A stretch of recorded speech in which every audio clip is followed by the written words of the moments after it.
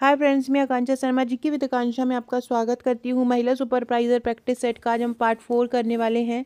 इसके पहले हमने इसके 3 प्रैक्टिस सेट और कर चुके हैं। गर्भवती महिलाओं से संबंधित, बाल विकास से संबंधित, पंचवर्षीय योजनाओं से संबंधित उसकी एक लिस्ट भी बना दी है। प्ले लिस्ट मैंने सुपरवाइजर प्रैक्टिस सेट के नाम से, आप देख सकते हैं। कमेंट बॉक्स और डिस्क्रिप्शन बॉक्स में भी मैं उसके प्ले लिस्ट की लिंक भेज दूँगी। तो चलिए स्टार्ट कर दे। ये प्रैक्टिस सेट आपको क्या होगा कि आपको जाँचने में मदद करेंगे कि आपका मतलब कितना स्कोर का आप कर पा रहे हैं, कितने क्वेश्चन आप सही कर पा रहे हैं। और थ्योरी क्लासेस भी मेरे चैनल पर आती है, वो सी सीरीज़ के नाम से आती है। और ये प्रैक्टिस सेट आपको केवल एमसीक्यू कराने के उद्देश्य से लाए गए हैं। तो चलिए स्टार्ट करते हैं। आज का पहला क्वेश्चन है, भारत में बाल विकास की जो शुरुआत हुई थी, तो भारत में बाल विकास की शुरुआत कब की गई थी? भारत में बाल विकास की शुरुआत कब हुई थी? सबसे इम्पोर्टेंट क्वेश्चन है। तो भारत में बाल विकास के अध्ययन की शुरुआत कब हुई थी? 1930, 1887, 1879 या 1590? तो भारत में बाल विकास की शुरुआत हुई थी 1930 में। कब हुई थी भारत में बाल विकास की शुरुआत? 1930 में। एक और आपसे क्वेश्चन पूछ सकते हैं कि जो महिला तथा बाल विकास की स्थापना भारत में कब हुई थी? तो महिला तथा बाल विकास की जो स्थापना हुई थी वो 1985 में हुई थी। बाल विकास की कब हुई? 1930 में। और महिला तथा बाल विकास विभाग की कब हुई? महिला तथा बाल विकास विभाग की कब हुई? 1985 में। एक और क्वेश्चन आपसे पूछेंगे, तो जो महिला बाल विकास है वो किस मंत्रालय के अधीन काम करता है, या उसकी स्थापना किस मंत्रालय के अधीन की गई थी? तो ये की गई थी मानव संसाधन विकास मंत्रालय के अधीन। किसके अंतर्गत की गई थी? मानव संसाधन विकास मंत्रालय के अधीन इसकी स्थापना की गई थी। तो ये फैक्ट याद रखिएगा। भारत में बाल विकास की शुरुआत कब हुई थी? 1930 में हुई थी। और एक होता है ये, जैसे बाल विकास है, बाल बच्चों के ही अच्छे उनकी पढ़ाई के लिए 0 से 6 वर्ष के गरीब लोग जो हैं उनको संपूर्ण सेवा प्रदान करने के लिए एक एकीकृत बाल विकास परियोजना आरंभ हुई थी। एकीकृत बाल विकास परियोजना, जो एकीकृत बाल विकास परियोजना जो आरंभ हुई थी वो 1975 में हुई थी। एकीकृत बाल विकास परियोजना, जिसको हम ICDS भी बोलते हैं, एकीकृत बाल विकास सेवा या योजना के नाम से जाना जाता है, ये 1975 में आरंभ हुई थी। तो जो फैक्ट बताए याद रखिएगा। बाल विकास 1930 में, महिला बाल विकास विभाग 1985 में, किसके अधीन? मानव संसाधन विभाग के अधीन। किसके अंतर्गत काम करता है? एकीकृत बाल विकास के अंतर्गत काम करता है। और मतलब ये जो महिला बाल विकास है ये हुई थी मानव संसाधन विकास मंत्रालय के अधीन, लेकिन 2006 में इसके मंत्रालय को अलग से ही स्वतंत्र कर दिया है और अधिक उन्नत कर दिया है। एक और क्वेश्चन आता है, बाल विकास के प्रतिपादक कौन थे? बाल विकास जो है उसके प्रतिपादक कौन थे? तो बाइगॉस्की का नाम सुना होगा आपने। बाइगॉस्की ये बाल विकास के प्रतिपादक थे। तो ये सभी फैक्ट जो बताती जा रही हूँ साथ साथ में वो याद रखते जाइएगा, क्योंकि ये बहुत इंपॉर्टेंट होते हैं। इसके अलावा ये भी पूछते हैं बाल विकास के प्रकार कितने होते हैं? तो बाल विकास के 4 प्रकार होते हैं। एक होता है मानसिक, मतलब उसका दिमाग कितना विकसित हो रहा है। एक होता है सामाजिक, मतलब उस समाज में किस तरह खुद को घोलना फिरना कर रहा है। अगला होता है संवेगात्मक विकास, और फिर होता है भाषाई विकास। इस प्रकार से बाल विकास के 4 प्रकार होते हैं। तो ये सभी फैक्ट याद रखिएगा। अगला क्वेश्चन है, संवेगों की उत्पत्ति किससे होती है?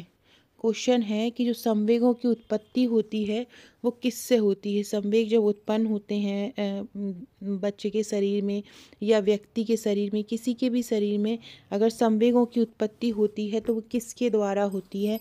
मूल प्रवृत्तियों से होती है, गत्यात्मक क्रियाओं से होती है, पोषण से होती है, या इनमें से किसी से नहीं होती है? तो जो संवेगों की उत्पत्ति होती है वो मूल प्रवृत्तियों से होती है। संवेग जो होते हैं हमारे शरीर में, जो संवेग पैदा होते हैं, अचानक से हम कोई रिएक्ट करते हैं तो उनको हम संवेग बोलते हैं। संवेगों की उत्पत्ति कहाँ से होती है? मूल प्रवृत्तियों से संवेगों की उत्पत्ति होती है। याद रखिएगा, संवेगों की उत्पत्ति कहाँ से होती है? जो भी मूल हमारे शरीर में, जो भी हमारे शरीर में एकदम से कोई भी चीज़ एकदम से अंदर से आ रही है। मूल प्रवृत्ति मतलब एकदम से उद्दीपन हो रहा है, हम कोई अनुभव कर रहे हैं कोई चीज़ को, तो वो एकदम से संवेग उत्पन्न हो जाते हैं। शिशु का जो संवेदन होता है, जो बच्चा होता है, उसका जो संवेदन होता है वो टूटा फूटा सा होता है, अधूरा होता है।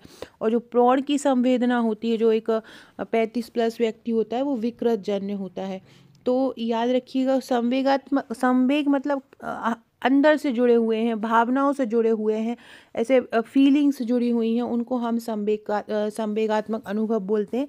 मतलब जो भाव के साथ उत्पन्न होता है, इसलिए इसको बोलते हैं कि ये मूल प्रवृत्तियों से उत्पन्न होता है। संवेग की उत्पत्ति किससे होती है? मूल प्रवृत्तियों से होती है। याद रखिएगा, संवेग की उत्पत्ति कैसे होती है? मूल प्रवृत्तियों से होती है। और ये किसने बोला है? ये मैकडूगल ने बोला है। संवेग की उत्पत्ति मूल प्रवृत्तियों से होती है। ये किसने बोला है? ये मैकडूगल ने बोला है कि संवेग की जो उत्पत्ति है वो किससे होती है? मूल प्रवृत्तियों से होती है। ये भी याद रखिएगा, किसने बोला है? ये मैकडूगल ने बोला है। फ्रेंड्स, मैं बार बार एक फैक्ट इसलिए बताती हूँ आपको कि ताकि आपको वो फैक्ट बहुत अच्छे से क्लियर हो जाए और वो आपको याद हो जाए। मैं हर चीज़ जो भी मैं पढ़ाती हूँ या जो भी मैं आपको नोट्स देती हूँ, सभी ईजी लैंग्वेज में रहते हैं ताकि आप तक वो बात पहुँच पाए। ये मेरा व्हाट्सअप नंबर है। अगर आपने आपका नंबर मेरे पास व्हाट्सअप पर सेव नहीं कराया है तो हाय और सेव इट करके करा दीजिए। यहाँ बहुत सारे क्वेश्चन स्टेटस के थ्रू मैं आपको कराने वाली हूँ। साथ में डिस्क्रिप्शन बॉक्स में आपको मेरा व्हाट्सअप ग्रुप मिल जाएगा, टेलीग्राम ग्रुप मिल जाएगा और इंस्टा मिल जाएगा, फेसबुक मिल जाएगा, उसको भी ज्वाइन कर लीजिएगा। मैथ रीजनिंग भी मैं आपको अपने चैनल के माध्यम से कराने वाली हूँ, जल्दी ही आपको वो भी मिलेंगे। कल मैंने एक शॉर्ट मैथ के क्वेश्चन का बनाया था जो कि सुपरवाइज़र की पिछली परीक्षाओं में आया हुआ है। तो नए हैं तो चैनल को सब्सक्राइब जरूर कीजिएगा। अगर आपने हमारे नोट्स लिए हैं तो डेली मैं नोट्स वाले ग्रुप में डेली बहुत सारे क्वेश्चन डाल रही हूँ, उनको बिल्कुल तुरंत के तुरंत याद करते जाइएगा। अगला है, किशोरावस्था में सामाजिक विकास पर निम्न में से किसका प्रभाव नहीं पड़ता है? किशोरावस्था में सामाजिक विकास पर किसका प्रभाव नहीं? देखो, रुचियों का तो प्रभाव पड़ता है, आवश्यकताओं का भी प्रभाव पड़ता है, अभिवृत्ति का भी प्रभाव पड़ता है। किसका प्रभाव नहीं पड़ता है? संक्रमण का प्रभाव नहीं पड़ता है। ये आज का आंसर हो जाएगा। किशोरावस्था क्या होता है? बचपन और वयस्कता के बीच की एक कड़ी बोल सकते हैं। एक वयस्क हो गया और नीचे क्या हो गया? बचपन हो गया। इसके बीच की जो कड़ी होती है वो क्या कहलाती है? किशोर अवस्था कहलाती है। मतलब वयस्क, जब व्यक्ति वयस्क हो जाता है और जब व्यक्ति बचपन में होता है, तो बचपन और वयस्क के बीच का जो रास्ता होता है वो किशोर अवस्था से होकर गुजरता है। किशोर अवस्था में जैसे ही बच्चा प्रवेश करता है तो उसके मस्तिष्क में भी कई बदलाव होते हैं, उसके शरीर में भी कई बदलाव होते हैं। उसमें बौद्धिक, मनोवैज्ञानिक, सामाजिक बहुत सारी जो चीज़ें होती हैं वो किशोर अवस्था में होती। कामुकता की अनुभूति भी बच्चे को 13 वर्ष की उम्र से होने लगती है। लड़कियों के प्रति अट्रैक्शन है, लड़की का लड़कों के प्रति अट्रैक्शन, तो ये सभी किशोर अवस्था में ही होने वाले परिवर्तन हैं। जनरली 10 से 19 साल के बच्चों को बोला जाता है किशोर अवस्था। अलग अलग मनोवैज्ञानिकों ने इसकी अलग अलग डेफिनेशन दी है। जैसे 10 से 14 वर्ष वालों को बोलते हैं प्रारंभिक किशोर अवस्था, 10 से 14 प्रारंभिक किशोर अवस्था है और 15 से 17 जो है मध्य किशोर अवस्था है। इस प्रकार से अलग अलग लोगों ने किशोर अवस्था को अलग अलग प्रकारों में बांटा है। तो याद रहे। और आज क्या है, मैंने जो हमारे सुपरवाइज़र का ग्रुप है उसमें मैंने आपको पूरी अवस्थाओं को, जैसे कि बाल्यावस्था को क्या क्या बोला गया है, शैशवावस्था को क्या क्या बोला गया है, क्योंकि ये ऑप्शन में पूछते ही हैं, युवा अवस्था को, वयस्क अवस्था को क्या क्या बोला गया है। तो ये मैंने आज अपने व्हाट्सएप ग्रुप में पहुंचाए हैं। जिन्होंने हमारे नोट लिए होंगे उसको PDF मिली होगी, वहाँ से आप 110% एक क्वेश्चन कन्फर्म समझ लो। उस PDF को आज के ही आज याद कर लेना। मैं अपने नोट्स के साथ आपको एक ग्रुप प्रोवाइड कराती हूँ। उस ग्रुप में मैं डेली इतना अच्छे अच्छे कंटेंट दे रही हूँ, इतनी ईजी लैंग्वेज में दे रही हूँ कि आपको तुरंत के तुरंत ही याद होता रहे। अगला क्वेश्चन है, शर्म तथा गर्व जैसी भावना का विकास किस अवस्था में होता है?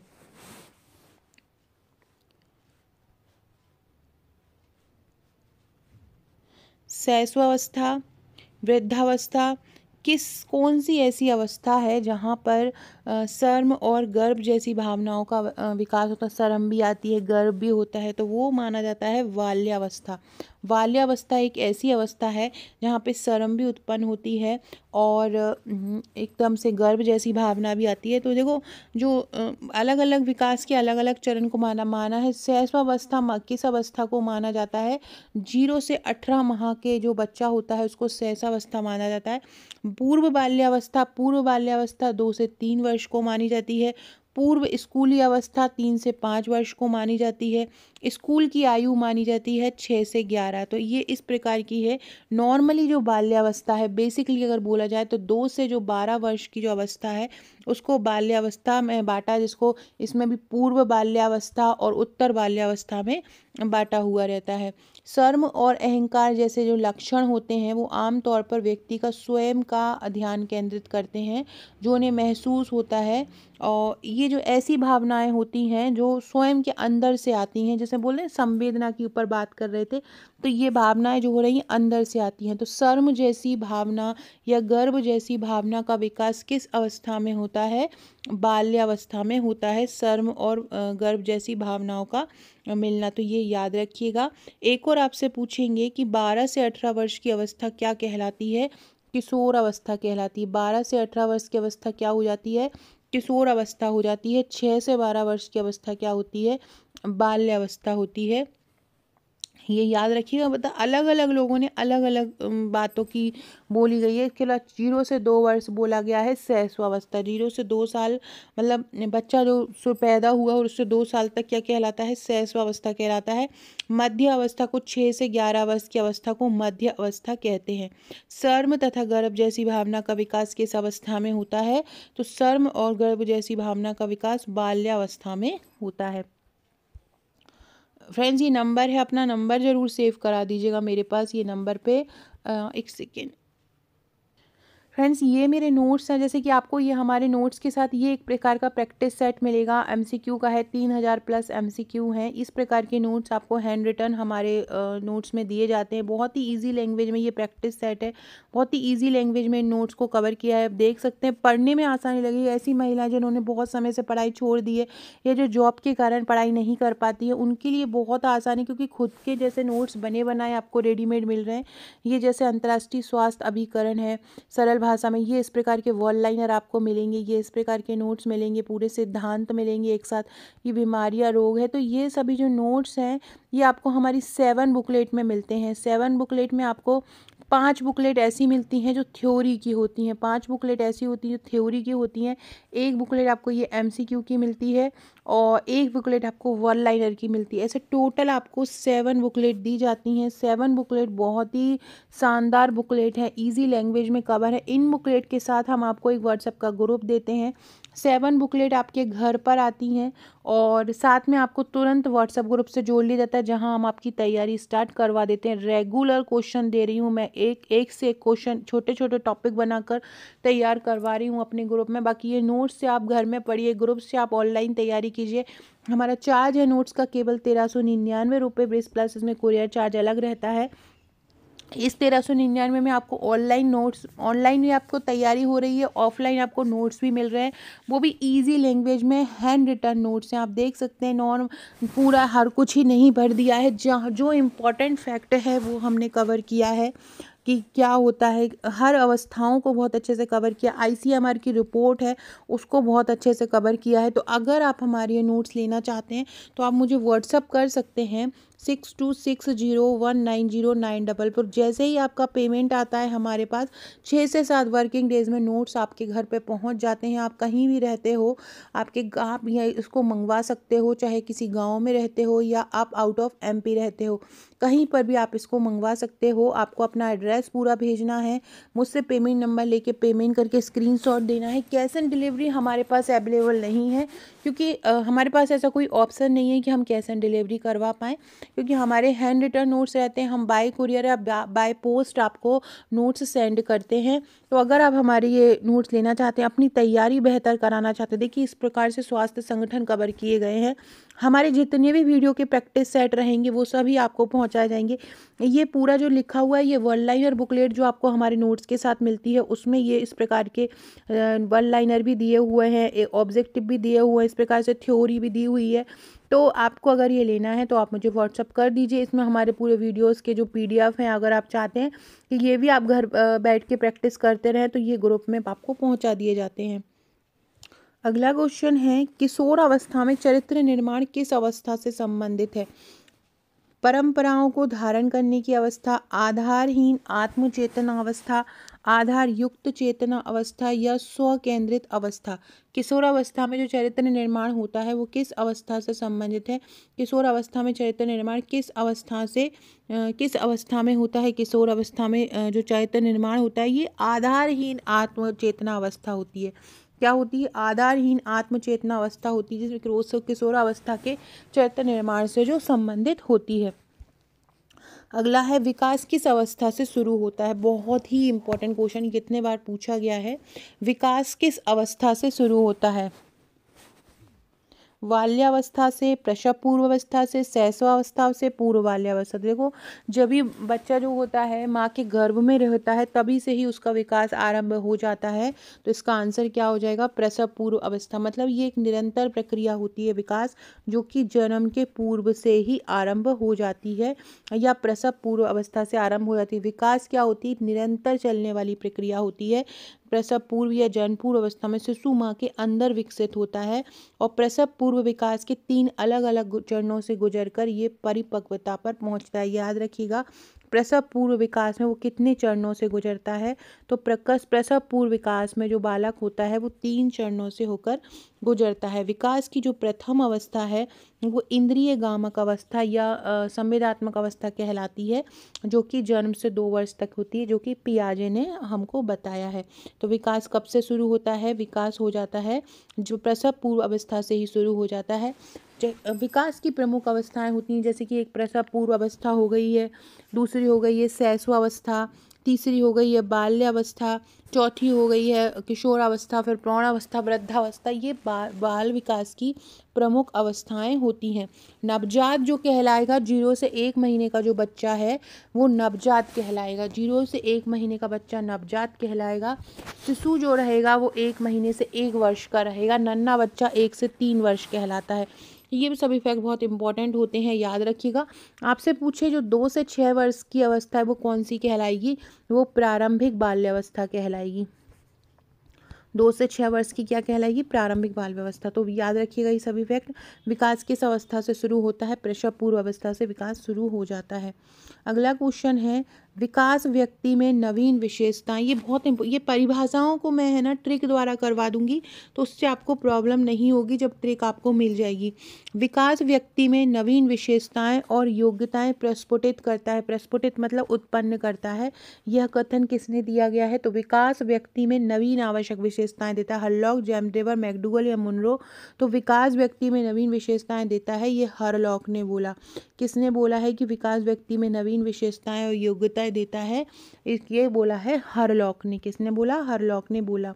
बाल्यावस्था में सामाजिक विकास के प्रमुख रूप क्या हैं? सामाजिक चेतना का विकास, बालक बालिकाओं के साथ रहने की प्रवृत्ति, अपनी अवस्था से के गिरोह से अलग होना, बाल्यावस्था के अंतिम अवस्था में माता पिता में स्वास्थ्य सामंजस्य। तो सामाजिक विकास में मुख्य रूप से ये है कि बालक बालिकाओं में एक साथ रहने की प्रवृत्ति उत्पन्न होती है। अगला क्वेश्चन है, किशोरावस्था एक नया जन्म है, इसमें उच्चतर और श्रेष्ठतर मानक विशेषताओं का विकास होता है। ये किसने बोला था? सिम्पसन ने, गैसल ने, स्टैनले हॉल ने या गॉडफ्रे ने? तो ये बोला था स्टैनले हॉल ने कि किशोरावस्था एक नया जन्म है, इसमें उच्चतर और श्रेष्ठतर मानव विकास विशेषताओं का जन्म होता है।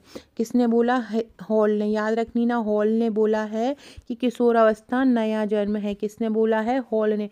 फ्रेंड्स, आप मेरे साथ जुड़े रहिए, मेरे वीडियो के थ्रू, मेरे नोट्स के थ्रू, मेरे ग्रुप के थ्रू आपका 100% सिलेक्शन होगा। मैं एक एक क्वेश्चन, एक एक फैक्ट बारीकी से, जहाँ से प्रश्न बन रहा है हर वो फैक्ट आपको कवर करवा दूंगी। बस आपको जो मैं दे रही हूँ ग्रुप में, जो दे रही हूँ रेगुलर वीडियो के अपडेट, जो आपको ग्रुप में दे रही हूँ, जो मैं नोट्स दे रही हूँ, वो सभी आपको पूरा पढ़ना है, तभी आप सुपरवाइजर का एग्ज़ाम निकाल पाएंगे।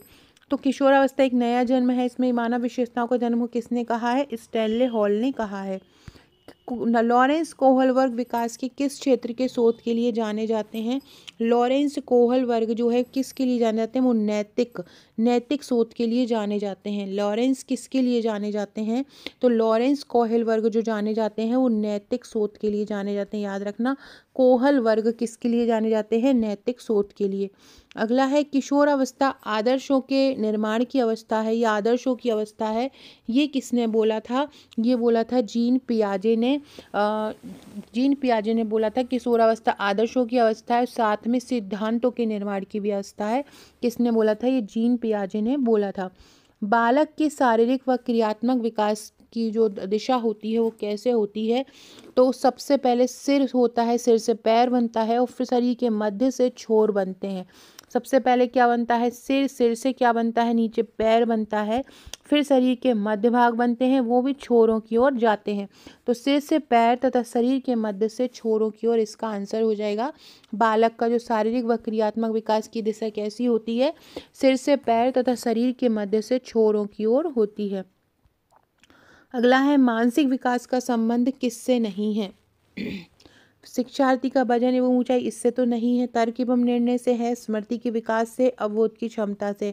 तो नीचे क्योंकि मानसिक विकास की बात करें तो दिमागी शक्ति की बात होगी, तो इसका आंसर क्या हो जाएगा? शिक्षार्थी का वजन एवं ऊंचाई से मानसिक विकास का संबंध नहीं होगा। फ्रेंड्स, अगर आपने मुझे इंस्टा पर फॉलो नहीं किया है तो इंस्टा पर भी मुझे फॉलो कर लीजिएगा, यहाँ भी आपको महत्वपूर्ण अपडेट मिलते रहेंगे।